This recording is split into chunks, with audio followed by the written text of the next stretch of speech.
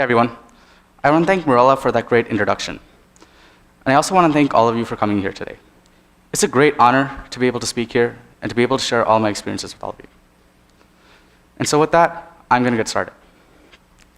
Today, I'm going to be talking about the art of negotiation. Negotiation is such an important and critical part of our daily lives. It determines how we interact with others, how we talk to them, how we form our relationships. It affects so much of our life, yet it's so underused and underpracticed. We don't give it enough importance. We don't practice the skills that are necessary for negotiation. And therefore, a lot of us become ineffective negotiators. Negotiation is a fundamental structure of what is around us. Without it, we won't be able to make sure that projects are successful, or that what we're accomplishing is meaningful and actually useful. And it can affect a long and large range of things. It can affect something from you just trying to see if you want that extra slice of pizza, or if you're not really sure about working with that one person that you're a little bit iffy on, or even if you're thinking about saving up for that trip next month, but really want to spend it on a Friday night. All of these things play into negotiation. And that's what makes it so important. But before that, what really is negotiation? The common misconception is that negotiation is trying to make someone agree to all of your demands. But that's just unreasonable. You can't make everyone agree to everything you want. So, the Oxford Dictionary defines negotiation as something that's a discussion between two people. And through that discussion, they come to a common agreement. Nowhere in there does it say you have to make the other person agree to everything you want. It simply just says that you have to talk to each other so that you can come to a common consensus and agree to a set of terms that will work for both of you.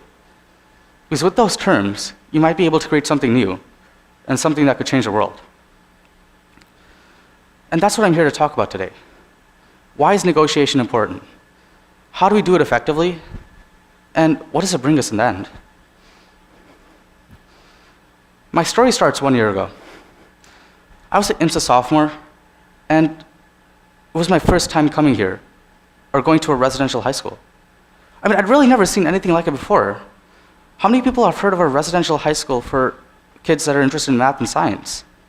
When I came here, I was amazed by the opportunities that I could find here, and that all the people I could meet. Everywhere I looked, I found all these interesting clubs, activities, organizations, all these classes that I wanted to take, and all these people I wanted to talk to and meet. There was so much here that I wanted to do. But the thing that I wanted to do the most was to go into IMSA's Student and Inquiry Research Program, the SIR program at IMSA. The SIR program is known throughout the state as a program that helps students learn about their field, just get experience in it. They get to talk to these mentors who tell them all their experiences. Mentors who are experts in their fields and have been in there for such a long time that they can pass on so much experience and knowledge to their students. At least, that's what it's supposed to be. But in reality, it's just a really large regret for IMSA seniors and juniors. Year after year, when I talk to my IMSA seniors, they all tell me how their experience wasn't meaningful, how it wasn't anything special to them, and really was just a large waste of time for them and their mentor. They weren't able to get anything out of it. It was a program that was supposed to be so fun, so educational, so useful to them, when in reality, it just was a big waste of time. After looking forward to this so much, I didn't really want to imagine that my experience would turn out like that my experience would be something unfulfilling, something that really didn't mean anything to me in the end. So I was determined to make sure that that didn't happen to me. I was determined to make sure that when I went into my SIR, it would be something meaningful to me and my mentor. It would be something that would change the world in whatever small way, but it would do something to affect the research of the world. I wanted to make sure that my entire experience was not like my seniors. But I wasn't really sure where to start. I wasn't sure how to get someone to sit down with me, how to get someone to email me back, or really even talk to me. I mean, it's kind of hard to get these professionals to talk to you when you don't have a college degree on your resume, or you're simply just in high school. I wanted to find a way to just sit down with these people and just to get to know me so that I could show them what skills I have. And my opportunity came. It came through IMSA's Element program.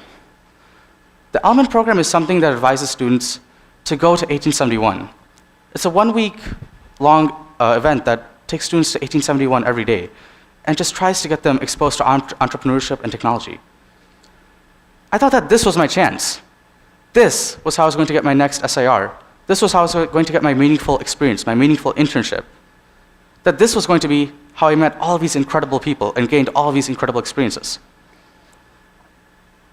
I wanted to make sure that I was able to meet all the organizations, all these people that I wanted to. And I wanted to make sure that by the end of that week, I would come away with an experience that would be meaningful to me for the rest of my life. So I had everything planned out. For the first 2 days in my week, I would make sure that I would just go up to these people, just talk to them and meet them. Just try to get to know them. For the next 3 days, I would just try to make sure that I present myself, present my skills, present what I know, and just present myself in a positive light to them, so that when I do go to ask an internship, they'll be more receiving, and that they would think, yeah, even though he doesn't have a degree or college on his resume, he could still work in our lab. He has skills that might be beneficial to us. I looked up all the organizations and all the people that worked in 1871. I mean, 1871 is one of the premier tech hubs in Chicago, so it was a great place for me to start. So I wanted to look up all these organizations, all these new and interesting ideas. So I had everything listed out, all the people I wanted to meet, all the organizations I want to go to. But when I think about it in retrospect, that really might have been what led to my failure that week. Really might have been what led to my unmeaningful experience at 1871. And let's go into why. When I went to 1871, the first 2 days went pretty smoothly. I was able to talk to all the people I wanted to just get to know these people, these amazing entrepreneurs who were risking their entire lives on these startups. I wanted to get to know them, get to know their projects, and just find out what I was interested in. But the problem came in the next 3 days. When I talked to these people again and tried to present myself, the emails I got back just said, "We'll get back to you," or the responses I got from them were lukewarm at best. And the worst of all was when I got these internship offers that were the exact ones that I regretted and didn't really want. The exact ones that were just large regrets for my seniors. I was frustrated. I didn't know what to do. How was I supposed to address this? How was I supposed to make sure that the same experience didn't happen to me? I was talking to all these people, meeting them, trying to make sure I put my best foot forward. But in the end, all I got back was a bunch of frustration and these responses that I really didn't want to look forward to. I was getting the exact same responses that my seniors talked about. I felt like I was in the exact same spot my seniors were. Forced to accept an opportunity that I really didn't want to. Forced to pursue an internship that I knew would be not really meaningful in the end. I really wasn't sure what to do. But that's when we had a speaker come in. His name was Thomas Stovall. In the last hour of my week at 1871, he came in and tried to explain to us what he did in his work. He's a resident entrepreneur at Google and a member of Code 2040. He connects minorities all over the world, and especially ones in the tech industry, so that they can get the resources and the support that they need. He was someone I admired a lot, and when he came in, he kind of explained how his meetings went and how he just talked to people. He said that in all of his meetings, if he spent an hour with someone else, he would only spend 5 minutes of that with actual negotiation.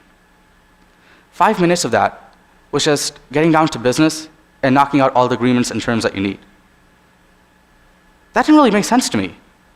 If the entire point of the conversation was to form an agreement between you and your partner, why was only 5 minutes of it actual content? What were the other 55 minutes? What were you doing during that time? And he told us that for the other 55 minutes, you have to be able to build a trust and connection between you and your partner. Otherwise, any negotiation that you do will just fall through the cracks.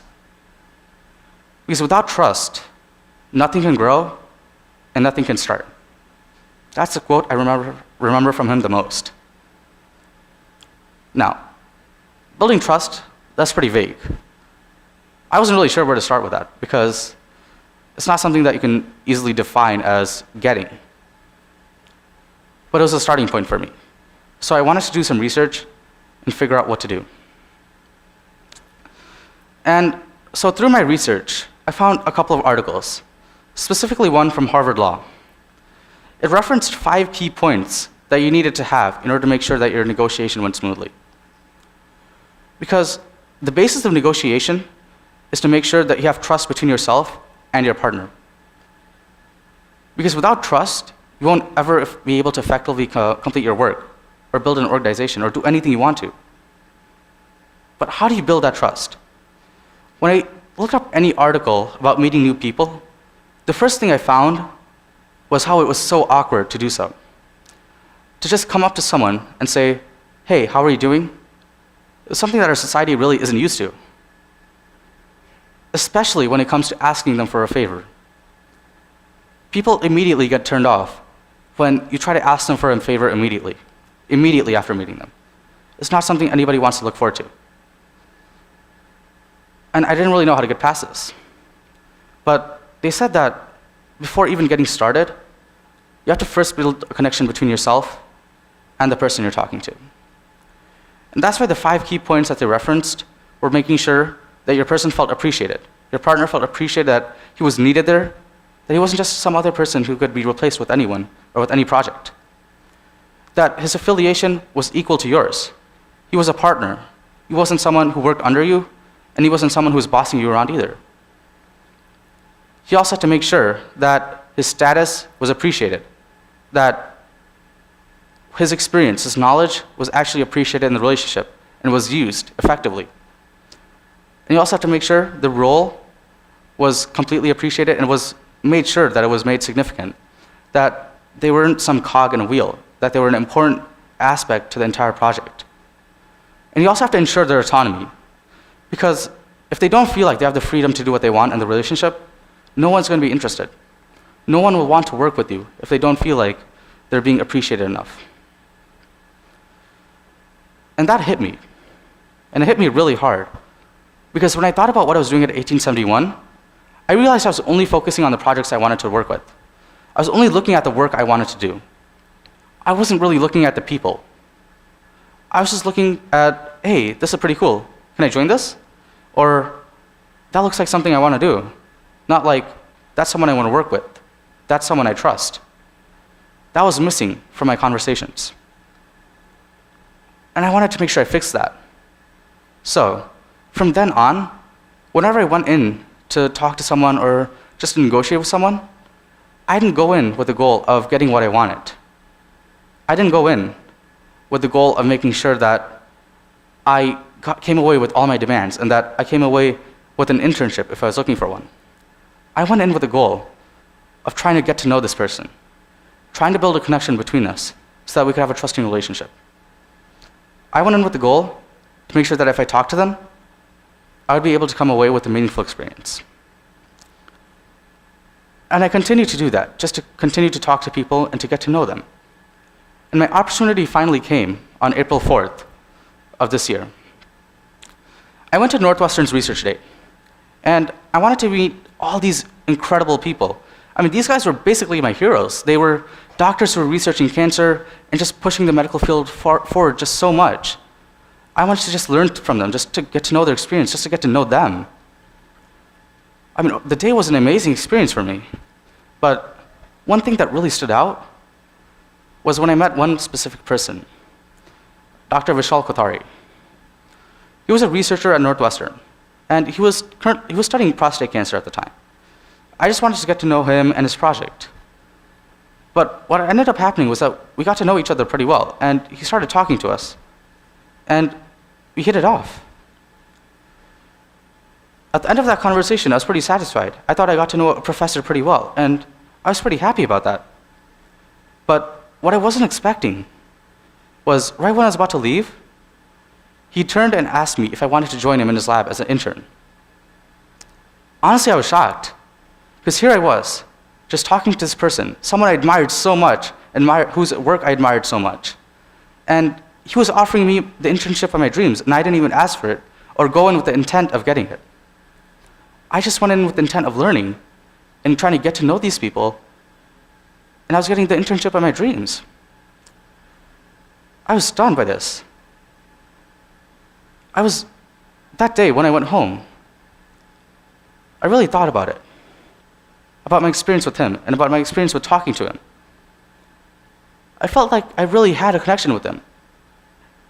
And I felt that he trusted me and I could trust him in our relationship. It was something meaningful to the both of us. And it turned out to be an experience that I would never forget. My entire experience was just based off of that one conversation and just us being able to build trust with each other. And so with that, I urge all of you, whenever you go on to negotiate for find new opportunities, I urge all of you to focus on the person, to focus on building trust between you and your partner, to focus on making sure they're able to make that connection. Because without that trust, and without that relationship, nothing can grow and nothing can start. Thank you.